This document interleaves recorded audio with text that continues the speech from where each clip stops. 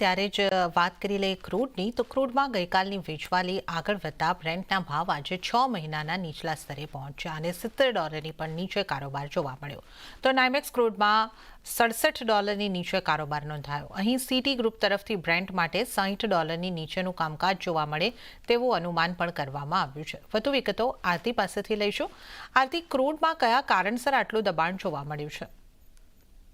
ક્રૂડની વાત કરી લઈએ તો અહીંયા જે ગઈકાલનું દબાણ હતું તે આગળ આપણને આજે વધતું દેખાઈ રહ્યું છે અને ખાસ કરીને કિંમતો ઘટીને 6 મહિનાના નીચલા સ્તરની પાસે આપણને પહોંચી દેખાઈ રહી છે અને બ્રેન્ટની જો આપણે વાત કરી લઈએ તો લગભગ $70 નીચે કામકાજ બ્રેન્ટના ફ્રન્ટ પર આપણને થતું દેખાઈ રહ્યું છે। ગઈકાલે બ્રેન્ટના ભાવ 21 ડિસેમ્બરના જે લો હતા ત્યાં નીચલા સ્તરની પાસે આપણને પહોંચતા દેખાયા હતા તો આજે આ દબાણ જે છે તે આગળ વધતું દેખાઈ રહ્યું છે। ખાસ કરીને મોર્ગન સ્ટેનલીની વાત કરી લઈએ તો તેમણે Q2 માટે બ્રેન્ટનો જે લક્ષ્યાંક છે કે તે $75 ઘટાડી અને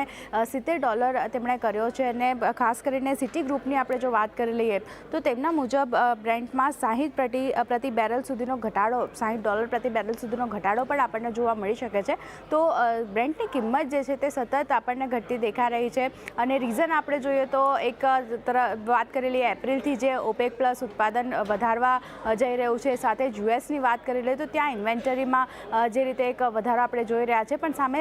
ડિમાન્ડને લઈને જે ચિંતા બનતી દેખાઈ રહી છે ટ્રેડ વોરની અસર જે રીતે આપણે જોઈ રહ્યા છે એને કારણે એક ચિંતા બનતી દેખાઈ રહી છે તો આ બધી અનિશ્ચિતતા વચ્ચે કિંમતો જે છે તે સતત ને સતત આપણને ઘટતી દેખાઈ રહી છે। વાત કરી લઈએ ટ્રેન્ડ જોઈ લઈએ કિંમતોનો આપણને કેવો રહેતો દેખાઈ રહ્યો છે તો જો છેલ્લા એક સપ્તાહમાં કિંમતો લગભગ 5% આપણને ઘટતી દેખાઈ રહી છે ક્રૂડની સાથે 2023ની વાત કરી લઈએ તો લગભગ 11%નો ઘટાડો આપણે જોયો છે। 2024ની વાત કરી લઈએ તો 3% કિંમતો આપણે ઘટતી જોઈ હતી ક્રૂડની અને 2025માં હાલ સુધી આ ઘટાડો જે છે લગભગ 7% સુધીનો આપણે ક્રૂડમાં જોયો છે। તો જે રીતે વૈશ્વિક પરિબળોની અસર આપણને જોવા મળતી દેખાઈ રહી છે એને કારણે ક્રૂડમાં સતત ને સતત વેચવાલી વધતી દેખાઈ રહી છે અને આ દબાણ હજી પણ આગળ વધે તેવા અનુમાન બનતા દેખાઈ રહ્યા છે। જી આરતી, આ સમગ્ર વિગતો જણાવવા બદલ આપનો આભાર। અને ત્યારે